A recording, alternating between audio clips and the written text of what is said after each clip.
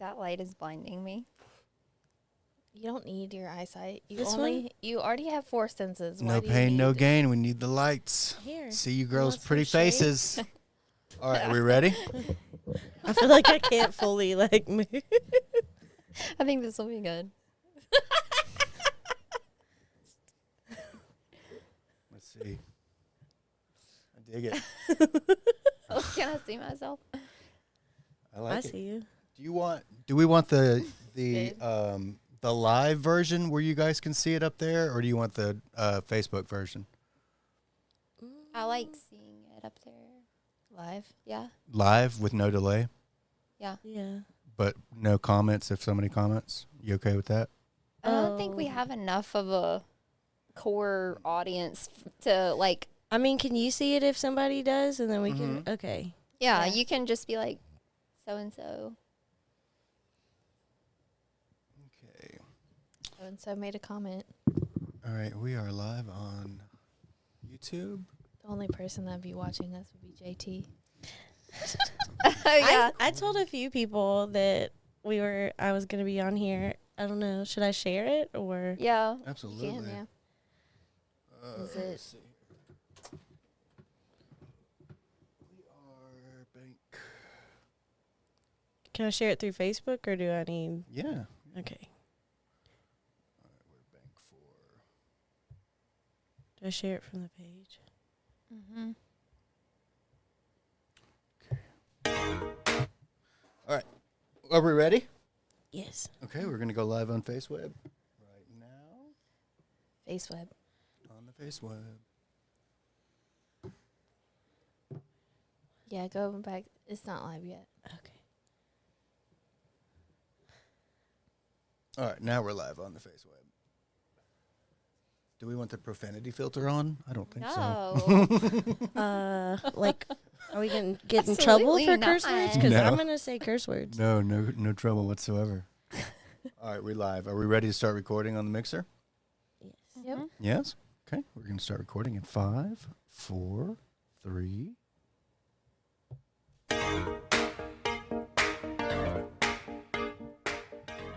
Welcome to the Misguidance Podcast, where your hosts Daniel, Lana, And on occasion, Morgan. serve up a weekly slice of life's chaos casserole. We're like that GPS that confidently yells, recalculating, just as you pass the last exit before the toll. Join us and our guests as we navigate the potholes of personal predicaments and maybe, just maybe, find the right exit together. Stay tuned and remember, every misstep is just a detour on the road to wisdom. Or at least that's what we tell ourselves.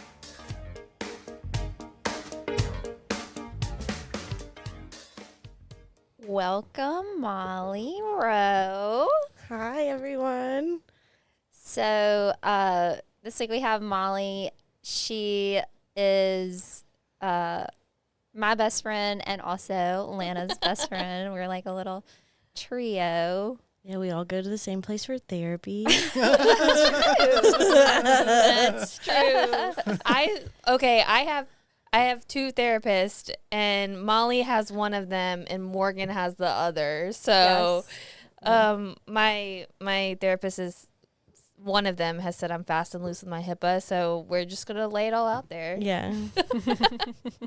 I don't know how it happens, but we know everybody that has like several of our friends. Yeah. And like I keep recommending it to other people. I'm like, oh, you need a little therapy? You know, Imagine's a good place. I do that too, but they don't listen. I know. It's Yeah. probably because you're telling men. I was just about to say, men will literally do anything to avoid therapy. Literally So anything. much. I totally disagree. Well, you're special. I've even seen men transition into women to avoid therapy. Because by default, if you're a woman, you're more mentally healthy. Was that the? I really don't know the reasoning behind it. Makes good sense, though. I mean, women can handle a lot more shit than men can as a whole. Don't get mad at me, men. It's just the way it is. Thank you, Daniel. Yeah. We're resilient. We are. I believe so. We endure. Yes. Yes. So tell us about yourself. My name is Mollie Rowe. I am a tattoo artist here in town. I work at Profane Tattoo Studio. It's over by the Target off of 55 and County Line. If you have any tattoo needs, please come and see me. I also do comedy with Lana and sometimes at the workout room. And, you know, I think I'm getting pretty funny. I think I'm getting pretty funny. My favorite thing about Mollie's comedy is that whenever she gets on stage and she has a joke coming up, she will giggle. And she will giggle before she tells the joke. And it's my favorite thing about probably any comedian that I see regularly. She's just like giggling, and we know it's going to be a great joke. Yeah. You do that. I didn't even think about it. Oh, But it's my also, favorite. you have your laugh is my favorite laugh. Oh Out of yeah, the I hope we get a good one, a good honest one happening. Funny enough, okay, so I also laugh at like some of the my favorite kind of comedy is funny because it's true, which is like usually comes off pretty bitchy. But this person was telling me about a bad experience they had at the strip club, and they paid this lady for a lap dance, and she was kind of like a bigger girl or whatever. And I guess when they take you back into the room, if a song is already going, they like wait until the next song starts because you like pay for a certain amount of songs. And like while they were waiting, she was just like, yeah, I'm glad you picked me. You know, I've gained a little weight. And he's like, I don't care. You know, and she's like, yeah, I had a baby. And he was like, congratulations. And then she was like, yeah, my baby died. Oh my gosh. And I just started fucking busting out laughing, you know, just like, I just thought that was the funniest thing ever. And not that, like, she suffered a loss as a baby, but, like, that she would say something so incredibly, Unhot. yeah, like, just sad and off-putting, and then, like, he just, like, gave her the money and left. Like, Yeah. like, this is what I'm doing to not dance.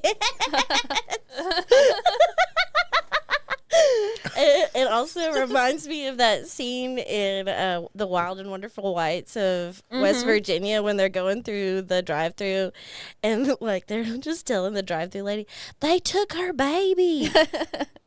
I forgot about that. Yeah, that's such a great documentary. It is so I'm wearing sunglasses because Daniel's lights are blinding me, but I'm gonna take them off because I feel like I want to make better eye contact. good. Yeah, do you feel kind of douchey? Do you feel kind of douchey? Who is this woman? Maybe a little. Okay, so I have a question, and this question comes from one of my friends. Her name is Lily. She does incredible things. She's a feminist dating coach, and one of the questions she will ask, or she has clients ask when they're dating people, and I know we're not dating, too bad. We've had that talk before. Daniel so desperately wants me and Morgan to be in love and be in a relationship. I think it would be great. You guys would be perfect for each other. I know, it could be Yeah. like a cute little throuple of I know. us, but The sexual tension in our friendship is Right. it's palpable. It's super palpable and like and enticing. You know, people want to know about it. Yeah. I think Molly tried to take me home one night early in our friendship. Oh, Do you remember? no, I got really drunk and like Yeah. tried to kiss you. Yeah, that's what I Yeah. did. You did. Yeah. That was super early. Uh-huh. Yeah. I like kissing. But we're still friends. Yeah. Yeah. Also, like, I hadn't drank in years. That was the night I took In- you out and got you schmammered. at Finian's, and I Yeah. convinced the entire patio that I was still a virgin. Yes, you did. I believed you. Yeah, and they were like more like they felt sorry for me. Right. They're like, Oh, no. And like I closed out my tab and like went in and then like came out with like 3 more drinks. You did. That was a fun night. I don't know what I was doing, but it wasn't that, and I am grateful for it. But the question that she has people ask potential dates is, what's bringing you joy lately? Oh. You're supposed to ask your date that, but we're Yeah. asking Molly. We're that. asking Molly that. Right. Okay. What's bringing? Okay, this is super petty, but there's this person that is like sincerely so bothered by my existence. And like I interact with this person a lot. I'm not trying to call nobody out. But they were complaining about me to someone else, like that I make it impossible for them to be in the same environment as me.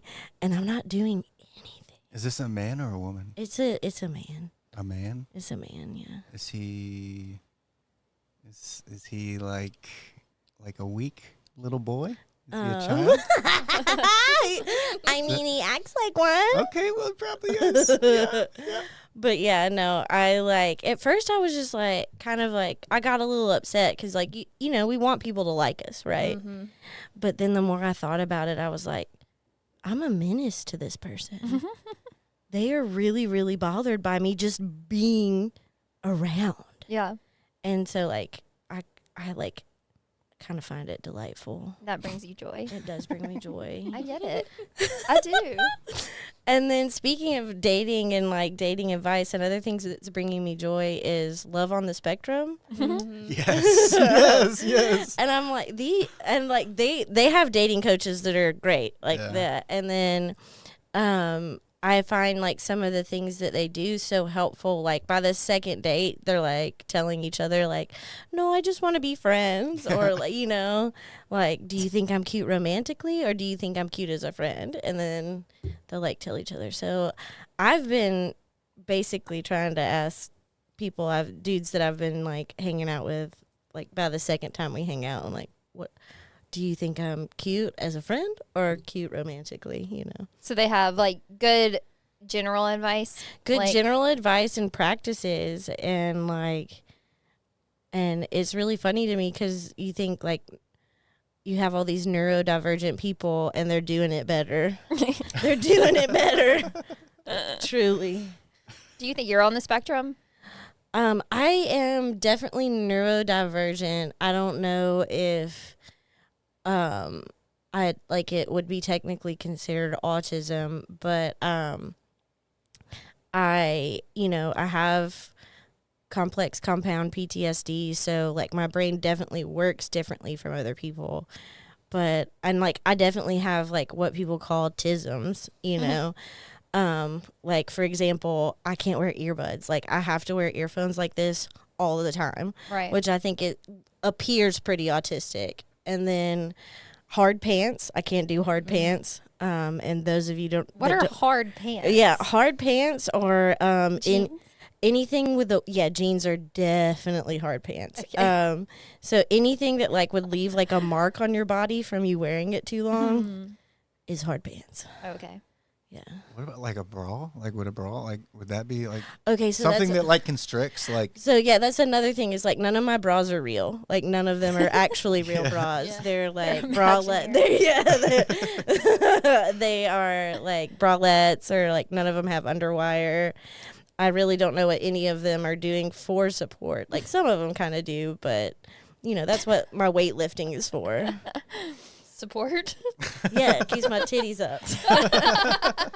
Everybody out there that is like maybe a little concerned about where their titties lie on their chest, just do a little bench press. Just do a little bit. It doesn't take much. I can only like bench press like 100 pounds. So I don't think I can bench press 100 pounds. I mean, I don't have much upper body. I'm I don't clearly either. much more lower body, you know. Mm-hmm. Got the badonkadonk. Yeah, I got that Pixar mom ass. People can't see on the video, but we promise it's true. Yeah. I work out on Mondays, and I did really good this past time. I did 295 on deadlifts, and I'm up to 265 on my squats right now. That's awesome. Yeah. Other than your titty support, what are your goals for working out? Oh yeah, just to be strong. Which like I had to train my trainer how to train me. Like I'm like, we don't push reps, we push weight, because like I'm mentally ill, and so yeah, it actually helps a lot with PTSD because when you're doing one of those really heavy lifts, it kicks your body into your survival mechanism. But it's like in a controlled environment where you're like building yourself up and you're safe, instead of like, oh my God, I'm triggered and I'm like reliving this like past terrifying event and it's interrupting my day. So like you're building a new pathway for when you feel that way, and it makes it more tolerable. Wow, I didn't Sounds even know like that. something else that we've experienced before, that we've talked about before. What's that? Cold plunging. Oh yeah. Oh, yeah. my gosh. Oh yeah. Also, I have a warhead in my bag if anyone starts to have a panic attack. Okay. Because I have heard that. yeah, having like a really sour thing like sour candy or something like that, it will reset your vagus nerve or vagal nerve. I can't. Vegas. Right? Vegas, yeah. Have you heard of like the somatic exercises I have been seeing those, which like on Instagram ads? yeah, which it just looks like restorative yoga to me. Yeah, I should definitely stretch more. Yeah. But especially like because like I truly believe you cannot do a good tattoo with proper posture, or maybe the proper posture is goblin. You just like, you know, you're like, I'll start like trying to like sit up and like do it all like, you know, with my back straight and like leaning over, you know, like I guess you would on a desk or something, and then I'm just slowly like crouching over more and more and more, because like if I don't make this line as crispy as a fried chicken, then I have failed. That's crispy as a fried chicken. Yeah, like when you do a good it looks really crisp, so we call it crispy, and like yeah, so I still need to do your birth chart art. yeah, you do. Yeah. I'm gonna work on that. Your what? What? Birth chart Birth art? chart art. What is that? I just did it for myself. Well, I mean, I don't have any tattoos, but I drew it for myself. Like if I ever got a tattoo, it's basically like, you know what a birth chart is? Do you? No, he's a dude. He doesn't. Okay. Well, it's just like where all the planets were in different zodiac signs when you were born. Oh, okay. And the houses, In the house. Okay. which I still get so confused about. Yeah, I do too. I need to figure that out. I'm working on It's it. hard. It is. It's just like I don't understand why I don't understand. Anyway, it doesn't matter. I don't get it. I'm working on it. But I kind of know what the different houses mean, but I don't understand like how they work in terms of like, you know, placement. yeah, and what they contribute to. Yeah. Yeah. I feel the same way. But yeah, no, basically she kind of aesthetically arranges the like planets and stuff like kind of in more of a line instead of like a circle. Right. It's really pretty. Yeah, so I'm working on it. Cool. I like having a lot of people put like their own art up in their tattoo space, and I really like having my friend's art. Like I have this beautiful portrait that Lana did of me, like just a line work portrait, and everybody compliments it when they come in my space. Oh. Yeah. And it also boosts my self-confidence a lot, because they're like the tattooing has really changed since I started. I sometimes feel like I'm like the last of like a certain kind of apprenticeship that maybe isn't like the most, what's the word, encouraging. But so I like back when ours started, is like every tattoo artist had bad tattoos, you know, like you just had some, you know, you can't, like, you just don't get through it without some weird ones. And like the best place to practice is definitely on the top of your thighs, because you can use both hands, you see it, like it's the easiest place to do it. So a lot of tattooers have like just like crazy insane stuff all over the top of their thighs, and it's called party thighs. Which is also like, you know, it has several meanings for me, but yeah, but it's just like funny, or not funny, but like it can feel sometimes I feel like aesthetically, like if when people look at me, they're like, because I have bad tattoos, they think like maybe I do bad tattoos, but I think it's actually just more of a comparison. It's like I'm in a shop with a bunch of newer tattoos, like maybe besides the owner, like maybe everybody else is, I think the longest is like 4 years in, and I'm 7 years in. And yeah, none of them have like bad tattoos. All of them are just like so aesthetic. Right. Yeah. Freddie, my oldest son, also made your cubicle. Oh yeah, absolutely.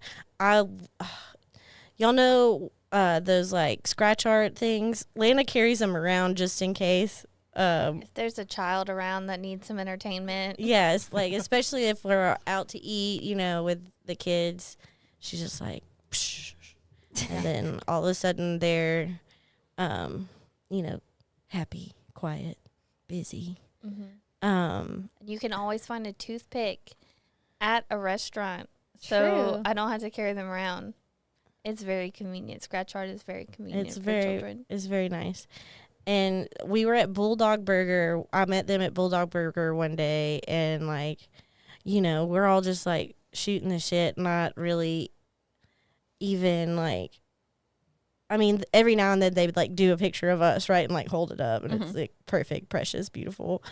And, you know, Freddie is just over there like brooding and being in his own little world. And we were laminating them after that over at Lana's house, because she also has a laminator. Of course, she has a She's a yeah. teacher. Awesome. What are you talking about? What? Of course, she has a laminator. It's just who I am. I laminate things. Yeah, comes with the territory of being born an old woman. Lana's the Girl Scout of the trio.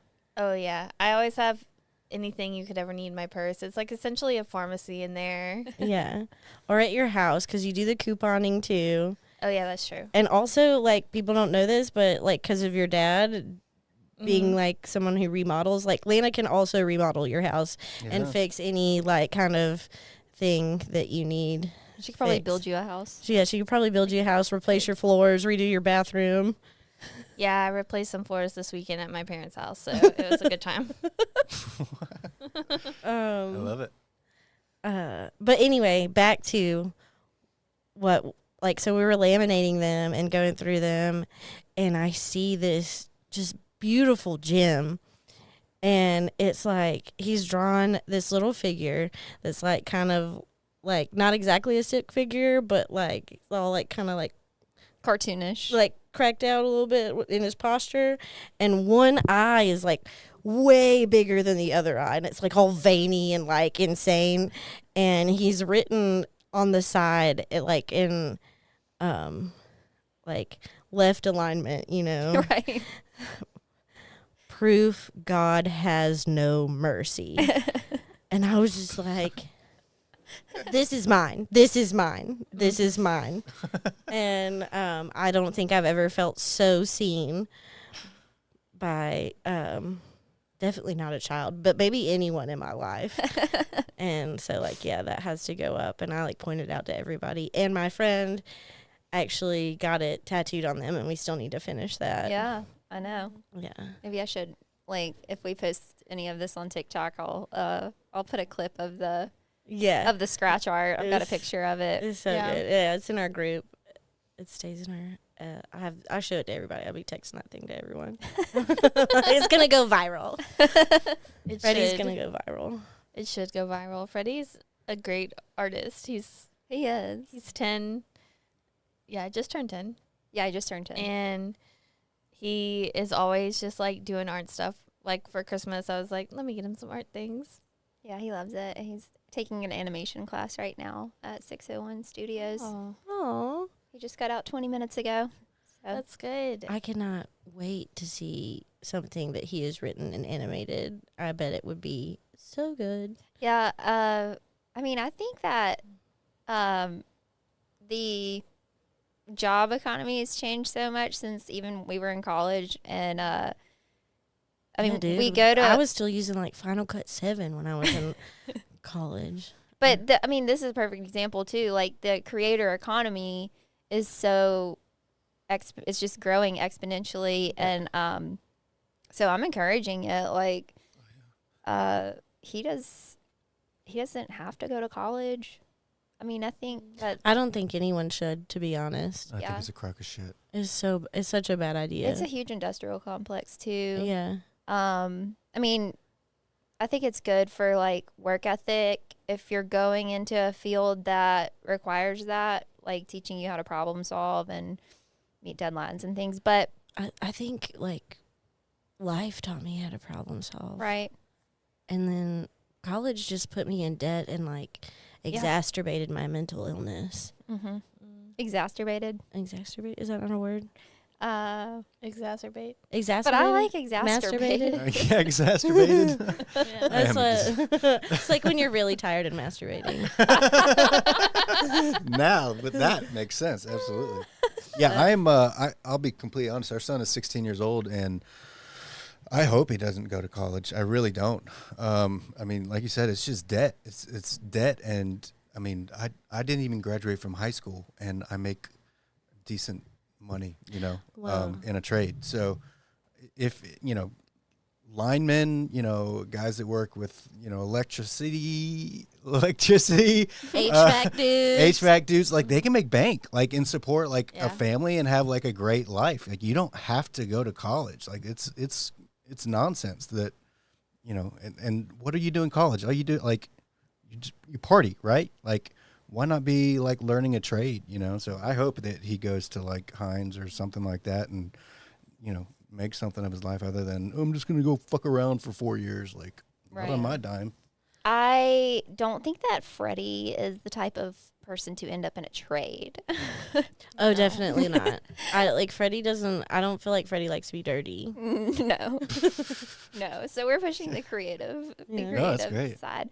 But I think like in the past there wasn't as much money in that, and now there is. I mean, if you're dedicated, which he's got his little like YouTube channel where he plays games and records it, Oh yeah. So and like he has streaming. followers. Streaming. How many followers did He said he had like 81 subscribers or something. subscribers? Right. Which is, I mean, subscribers are more than followers. They have to, Yeah. I don't know, do more. Press Yeah. a different button. It's impressive. It's a little bit more of a commitment. Yeah, sometimes like people like subscribers pay, Yeah. So yeah, Freddie could be already an entrepreneur. I think that's what he wants. Yeah. So what are your personal predicaments? My personal predicaments. So we're here to give advice. Okay, yeah. So like I need a lot of attention. And I haven't really gotten any. The divorce has been pretty rough. And I guess we can get into that at some point. But How long were you married? not very long at all, but also too long. It was it would have been 4 years like in May of last year, like as a total of our relationship, and we were married like a year and a half before I was like, no, I can't do this anymore, this is fucking terrible. But I should have done it like a lot sooner. Would you like to elaborate on that? Yeah. So, this time last year, I had probably just started IOP. I started last year in St. Dominic's, which is not St. Dominic's anymore. I don't know what it is right now. But in the, the mental health side of it. And I got released and I was in IOP. And all of this was pretty much because of my relationship. I married someone, and then they turned out to have all these like kinks that made me really uncomfortable, which is like an interesting thing though, because like by definition the kink community is all about consent, right? It's all about clear, concise, enthusiastic consent into like whatever weird thing you want to do, which is fine. But I really didn't consent to those parts of our relationship. And here I was married to someone and like stuck and trying to figure out. And I'm so loyal that like I like when if you do something like marry me, I'm like gonna do everything I can to keep that relationship together. And yeah, it just got, and like I've survived a lot of sexual trauma. And like sometimes that makes you kinkier, I guess, but I just like wholesome shit. Like I just want you to like hold my hand and like buy me stuffed animals and, you know, be nice to me. Maybe want to start a family. I don't know. Just like maybe we could have a garden. I don't like, you know, I don't. A compound out in the woods. Oh yeah, definitely. Well, that's gonna happen regardless whether or not I have a partner. Like I'm definitely basically going for like a tree house that like is reminiscent of Baba Yaga's house. Like that's what I want to be. It's like Baba Yaga. Yeah, it's like a scary little I think it's Russian in origin, but it's like a witch that lives in the woods and steals children. You're gonna steal children, or are you gonna make children? I'm not probably gonna steal anyone's children. But I think she ate them. Like she wasn't like keeping, right. She ate them. Okay. Yeah. We're not eating children. No, not today. No. I think there's a general consensus that's not going to Yeah, happen. like because like I would want that. I would want them to consent enthusiastically. If Right. And they can't even do that because, well, not that like kids don't have agency, but like as an adult, like they can't consent to do like me eating them because it's Right. abuse of authority. But yeah, So I got a question. what's that? So how let's see, how do I word this? Like there are times when I want to explore new things Yes. in that realm, right? Yes. Yeah. And like I'm fearful that I'm going to, you know, go too far. Because while I don't look at porn anymore, like I used to a lot. And like what you see in porn is like not real life. And despite like lots of work and lots of therapy to kind of get past and through all of that stuff, those like some of those things are still like, well, yeah, that would actually be a lot of fun. Yeah. And so I find myself at this turning point, like, or not a turning point, but a crossroads that like I want to have an exciting sex life, but I also don't want to cause like harm with any like kinks that I may have. So what was it like for you? Was it like, were these like really crazy things that he was wanting to do, or like just like new positions type of thing? They were crazy things they were wanting to do. Like things that, okay, I guess I'm just gonna trauma dump right now. Okay, so I mean, I was neglected as a child, specifically, and like the fact that I had a parent that wouldn't like change me, clean me, and take care of me. Okay. And the person I was married to was into like that adult baby diaper lover shit, which is also just like really infantilizing and creepy in the first place. And I'm kink shaming right now, and I don't give a fuck. So like they knew that was like like one of my first traumatic events, like some of the root of what took hold and like, you know, gave me all my little quirks that I have now, or trust issues, whatever you want to call them.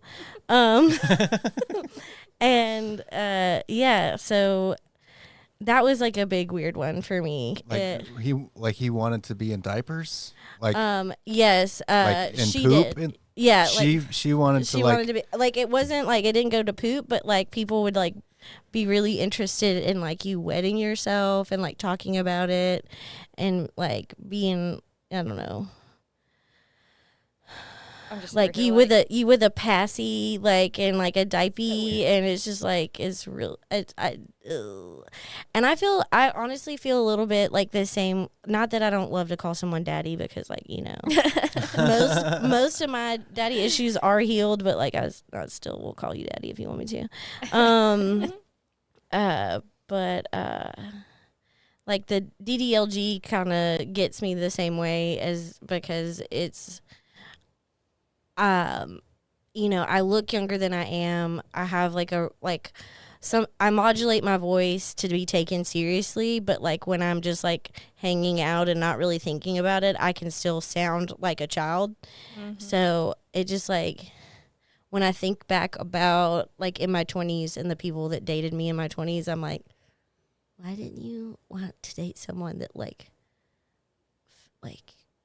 seemed more like your age, like a grown-ass woman, you know? Mm-hmm. Because I wasn't really a grown-ass woman in my 20s. No. But yeah. I don't know who is. I was. Were you? I was. No, Lana was fully. born a full. Yeah, fully. Atlanta was born an old woman. Yeah. In my 20s, I was an old woman. Yes. I was. So you were born in your 80s, and so in your 20s, you would have been 100. Yeah. For my 18th birthday, my friends got me a cake and took me to Buffalo Wild Wings because all my friends were boys. And they got me candles that said 100 because they said I was born 82. And that is real. And I had lunch with one of those friends recently and told that to his wife, and she was like, "Did y'all really do that?" And he was like, "Sure did." I was like, and one of our friends got me a card about masturbation. What did it say? Huh? What did it say? I was 18, so I can't remember exactly, but it was something about touching yourself and having a good time on your birthday, and I was like, "Yep, this feels right." I don't want anybody else. When I think about you, I touch myself. Oh. Yep. Yeah. That was great. Yeah, I was still a virgin at 18. Oh yeah. Yeah. Same. Yeah. Wait, I thought you were still a virgin. Oh yeah. My hymen actually grew back. Okay. Yes. Re-virginized. Yeah, it did. You did say, like, you would tell me that when we first met, like, before you got back on the dating scene. Yeah. Just like, yeah, which was in July. So, so last July, what is that?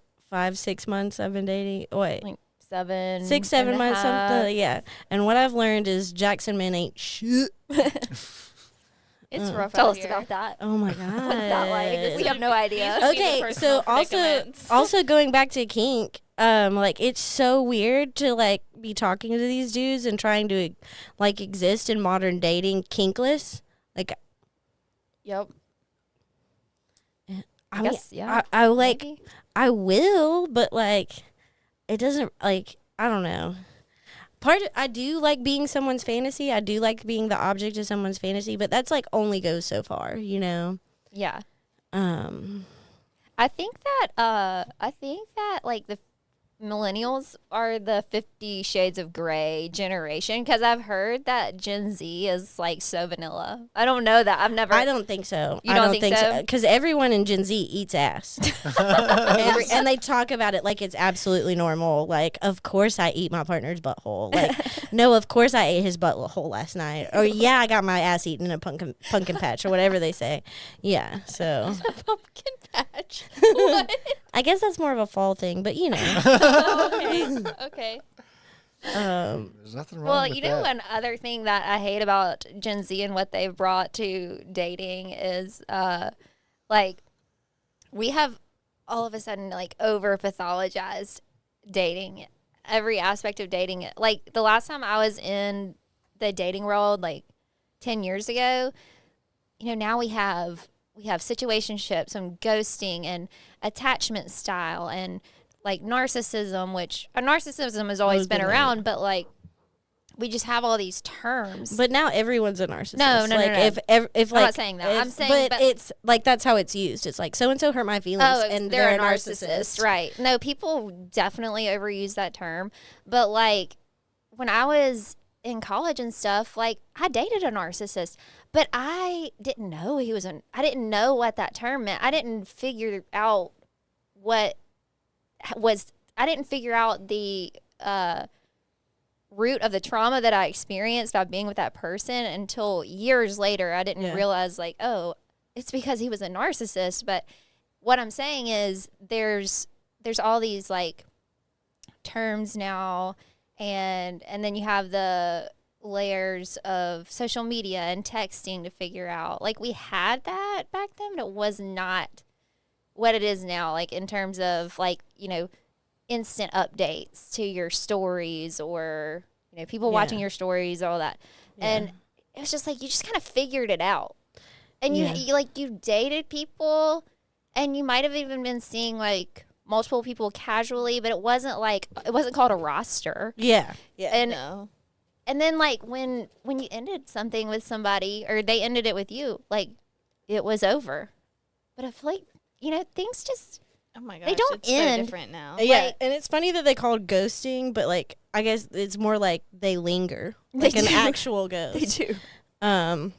Just slowly watch, like just quietly watching you, like And then there's the slow ghosting, yeah, the gradual like pulling away, you know? yeah. No, if like I'm the kind of person that if like I decide that I'm not talking to you anymore, the last communication you will have from me is like why I'm not talking to you anymore. So yeah, like Do you block people? I don't actually, I because think that's good. if you want to watch me, fucking watch me. Right. It's like I don't want to give anybody the satisfaction that I give a shit enough to block you. Mm-hmm. Yeah, absolutely. Yeah, that's my new thing, is like no reaction, which is like something that I've gotten from you. I've been working on it. I've been Yeah. talking about it. Yeah, which is great, but like because I think most people are anxiously attached, right? To like maybe more women are Yeah. than others. I think it's definitely like most women would like lean more anxious, and men would lean more avoidant in Yeah. general, but But it's not always, not right? always. And so I think really trying to work on not giving people a reaction helps with that anxious attachment a lot. It does. Like, it's really, it feels really good when you're not giving your power away to somebody Yeah. else. And going back to the thing about like making people tell me like which way they like me up front, like I want that before I even kiss you, because if I kiss you, like we're in love, like you know, like we're in love. I'm gonna die in your arms, like you know. Can I just be completely and utterly honest right now? Yeah, Sure. It's been like 15 years since I've been in the dating world, and it sounds awful. It's Oh, it's yeah. no It fun. It sounds awful. Yeah, It is. It's real bad. It's bad. It's real bad. I'm good. I don't know.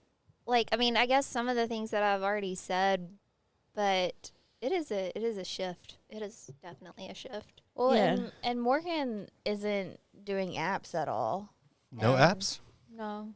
I don't- am, and I keep flirting myself into like these really weird situations because I want attention. Yeah. Tell us about that. Oh. I think I had like 2 or 3 text messages today that or messages today was like, "Hey, how are you? Are you okay?" Like, blah, blah, blah. "Good morning," whatever. And I'm just like, What would I'm you good. What would you love to see in the morning? the person that I'm gonna die in their arms. Right, but what would be like the greatest message for you to receive? Oh, like a good. What it would be the best good morning text? Yeah. I don't need a good morning text. I don't think I do either. I mean, feel I like- honestly, I'd rather check in with me like later in the day. I don't even need a text every day. This is my thing. Like, just be fucking consistent. Right. Like, if you're gonna text me good morning every morning in the beginning, then you better do that for the rest of Yeah, your keep life. doing it. Yeah, just keep doing it. 'Cause, But like, texting every day early on in dating is kind of, it can be a red flag, because then like as things progress, if they start pulling back, they stop texting you every day, or then that's when you're like, what's happening? yeah, It's not realistic. Like, yeah, it isn't realistic, and I think Do you ever text them? Like, do So- women ever text men? yeah, I do. I text first. I do, especially if I know he's shy, because I do like shy boys. I text first. I think that like it shouldn't be like transactional, like, oh, he texts me, so I need to text him, or it's like it has to be a natural flow. Yeah, I just But want if you to if you start if like your anxious attachments kick in and you realize that you're starting to text out of fear instead of out of just love, or not, maybe not love, but maybe you're not at that phase yet, but you know what I mean? Like, Yeah. Positive. Like, Yeah, I want to feel comfortable enough that like I can text you whenever you're on my mind. right. And vice versa. Like Right. that is ideal. Like, and yeah, maybe I want to be on your mind all the fucking time, but like, you know, but yeah, I guess like something like it doesn't have to be every day. It doesn't have to be in the morning, but like, oh, I was thinking of you. This happened. How's your day going? right. okay, what do you do when some douchebag says, "Send me a nude"? Nope. You just, Like, Just- what? Like, no. do guys actually do that though? it Yeah. depends. It depends. They do it. Yeah. I honestly, a lot on the apps is like dudes trying to send me their dick pictures, and I'm just like, Gosh. Does that do anything for you though? No. Like, I've literally No. never done that before. The Does it? unsolicited dick pic is always unsolicited. It- Then why do guys every do it? I don't know, time. I don't Daniel. know. Why do they do it? I have no fucking idea. I've never done it before.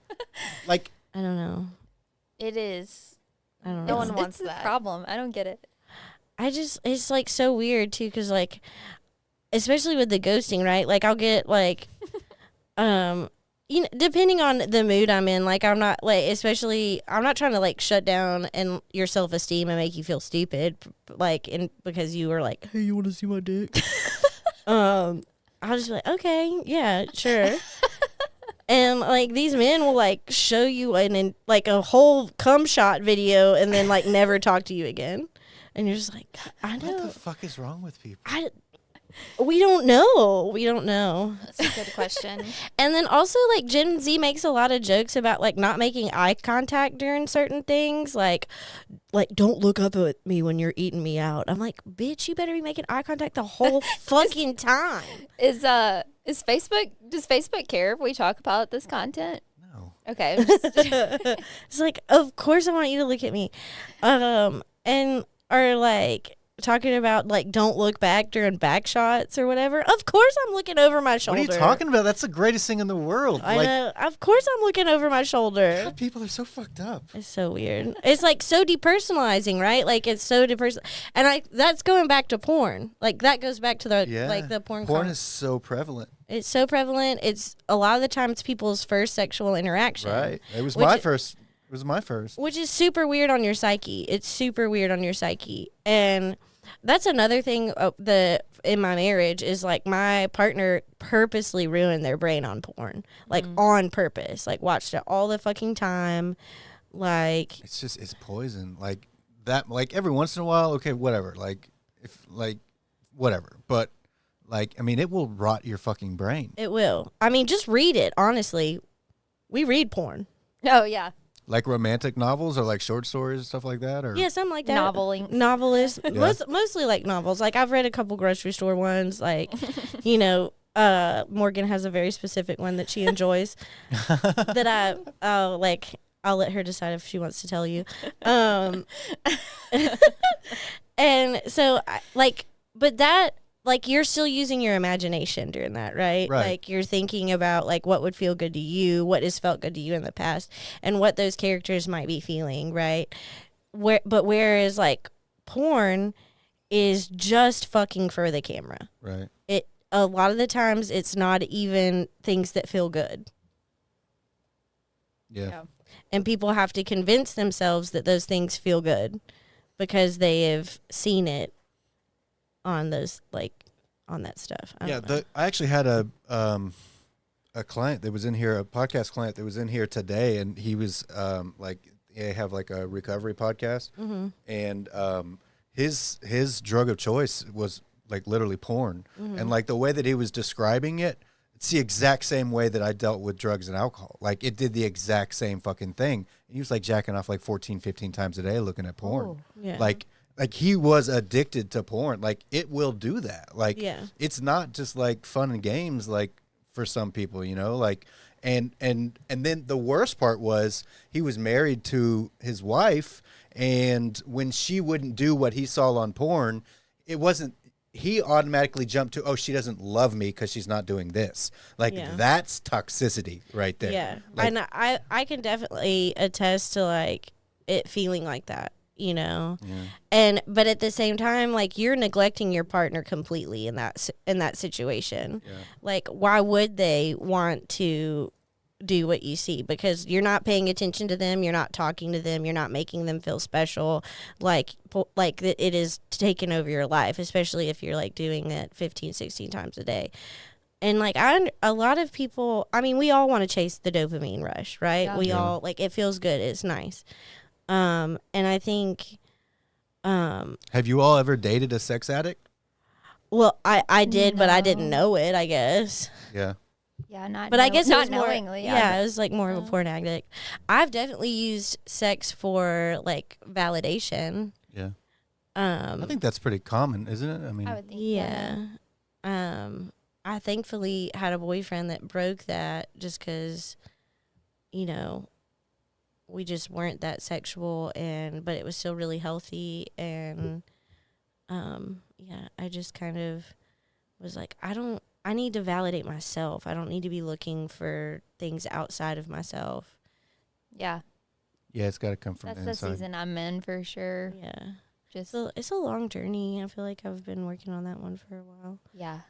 Well, it has to get to, well, for me at least, I can't speak for anyone else, but I have to be at a point where I'm okay with myself, to the point where someone else, my ex-wife, partner, whatever you want to call her, that, like, she can add to my happiness, but she's not responsible for my happiness. Like, that's right. Someone putting that responsibility on someone else to make them happy, A, it's never going to work out, and B, it's incredibly irresponsible to the other partner to put that weight on them. Yeah. Like, the only way for me, in my eyes, that a relationship is ever going to last and be fruitful for an extended period of time is if you are okay with yourself, you've done the work to become okay with who you are as a person, and therefore other people can add to your happiness, but they're not responsible for it. Yeah. And vice versa. Like, I feel like there's like fixers out there. Yeah. And then, or like I think a lot of pressure has been put on men to do that for women, like provide everything, including that for, you know, women in, I guess, like a traditional gender role kind of way. And I think a lot of the times, like, maybe being mentally ill contributes to this, but I've found myself with partners that that put that expectation on themselves when I didn't ask for it. Yeah, like expecting them to be able to make me happy when I live with like chronic clinical depression. Yeah. Like, it's just unrealistic. Like, I'm gonna have sad days, and probably more sad days than happy days, you know? I really love my mood stabilizer right now. Shout out to mood stabilizers. They're great. Whoop whoop. Shout out. They are good. I'm not, I'm shouting out. I don't take anything, but yeah. I am happy for you. I don't have a mood stabilizer, but I do take an antipsychotic that does something very similar, and Yeah. it's great. Wellbutrin is the shit for me. Yeah? Yeah. Yeah. You know, it's very different. Like, they have DNA tests now that they can, like, give you to kind of see what would work with your body chemistry the best. And, I mean, I had a sneaking suspicion because, like, no antidepressant has ever really helped me. That, like, they really exacerbate my symptoms a lot of the times. So I was really happy with the medication that put me on it from St. Dom's. I was, you know, a lot of people talk about, you know, being in the mental hospital is this like whole like, oh, you know, I don't know. One flew over the cuckoo's nest. Yeah, like not necessarily one for the cuckoo's nest, but like, oh, she's having a hard time, and like, you know. No, she's fucking working on herself. Yeah, that's what that is. Yeah, absolutely. And I'm like, maybe you should take a grippy sock vacation, you know?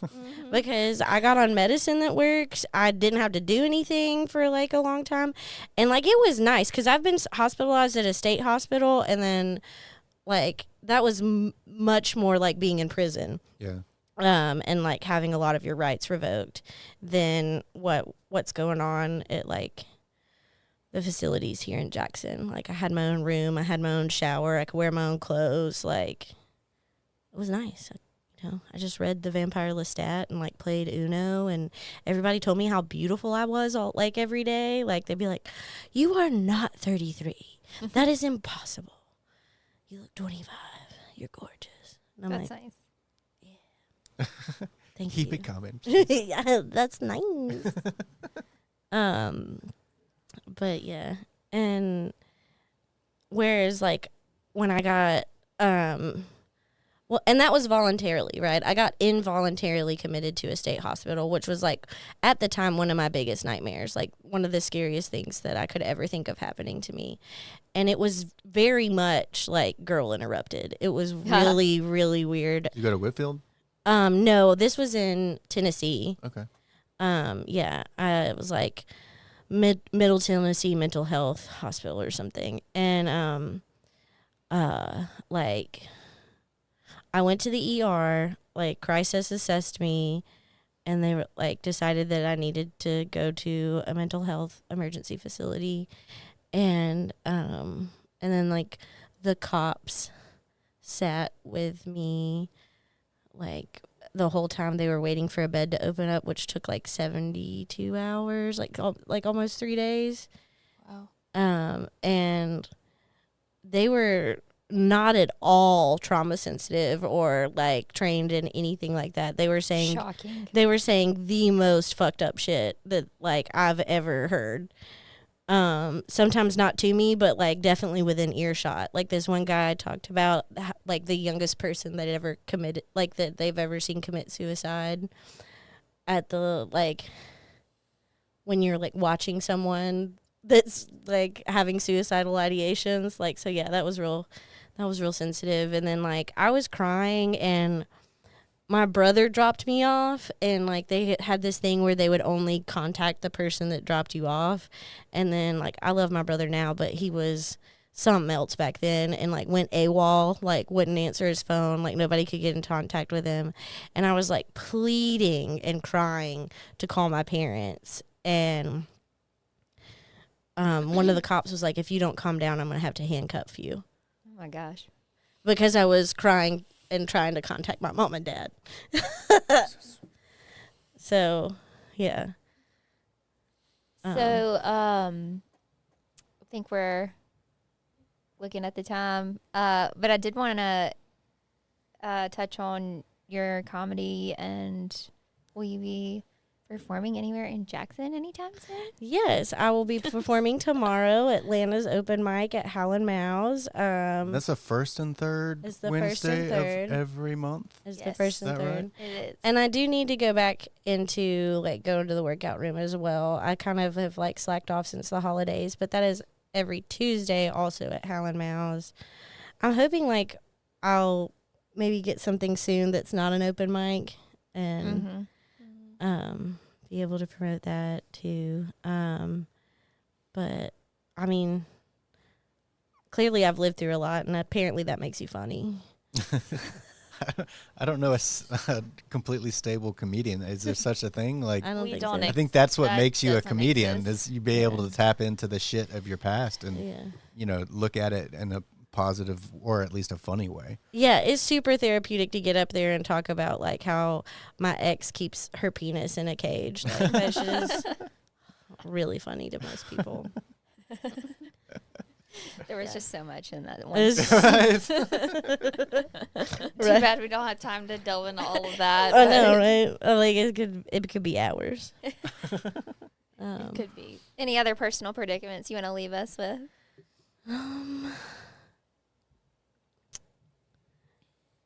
I don't think so. Well, that's Just a like- good thing. Yeah, just like flirting myself into like weird situations with random people because I want attention. I'm trying to like not do that, but like,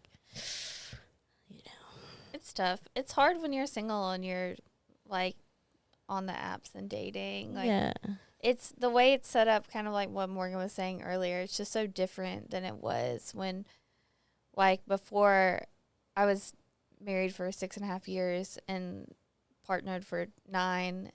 And so it was getting out of that and getting into a different world of dating is so strange. Yeah, super strange. I'm sure the apps have had an influence on the overall dating culture, even for people that are not on the apps. So that, Yeah, because you're still end up like hanging out with people that are used to that yeah, that sort of interaction. Like, oh, I'm gonna text you for 2 weeks, like send you like a cum shot video, and then never talk to you again. Yeah. It'd be like that. Yeah. if you like that sometimes. Unfortunately. Yeah, I It guess it's shouldn't because be they like all that. are watching porn, you know, and I'm like, can't you just tell me I'm beautiful? Like, what the fuck? Yeah. It's rough. I don't know. Like going back into dating or going back and forth, you know, like being in a relationship, being out, and then like now I'm back into dating again. It's just, I don't know. Yeah, It's not. I do not recommend. yeah. Like, ideally, Y'all right? can Like, just be like me and just not date. Yeah. Thinking about it. It's great. I've seen this multiple times, but like, it's so true. Like, men think that, or I'm speaking for myself. Like, men think that they're competing with other men, but they're really just competing against my solitude and my peace. Like, yeah, I was just about to if say my I'm- piece. if you are not adding, like you were saying, if you are not adding to my happiness and you are disrupting my nervous system and you're disrupting my routine and my solitude, and like I've done really good recently about like getting my workouts in and prepping my meals, and like if you're messing me up, no. Mine, if you make me make this face, it's over. I'm not talking to you anymore. Right. This one right here. It's over. Yeah. Yeah. But like, I guess like, you know, going back to like what you would want to see, like what I would want to see in a relationship is like a safe oasis of affection, right? Yeah, safety's so important. Yeah, like just because it's so hard in our like it's so hard. Like my job is not a place to reset and relax. You know, I live with my parents, which is total chaos.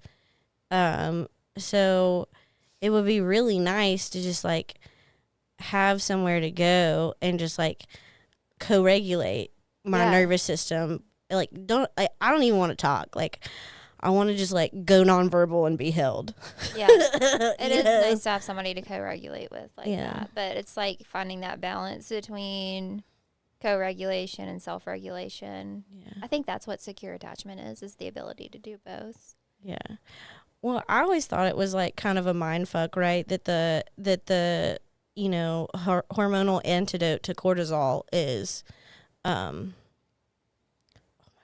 oxytocin, which is like you don't really achieve oxytocin by yourself. Like you have to pet a dog, hold a baby, hug a friend. Yeah. Like it's like through touch. Mm-hmm. So I just always thought that. And like as someone with PTSD, like cortisol just gets dumped into my nervous system just randomly, you know. I have an Aura ring. They did not pay me to say that. I have an Aura ring. It tracks your daytime stress. Mm-hmm. And I can see like week to week like what my stress levels are. And I'm like, yeah, I know what happened that week. You probably talked to a man. Yep. Probably just spoke to one. Yeah.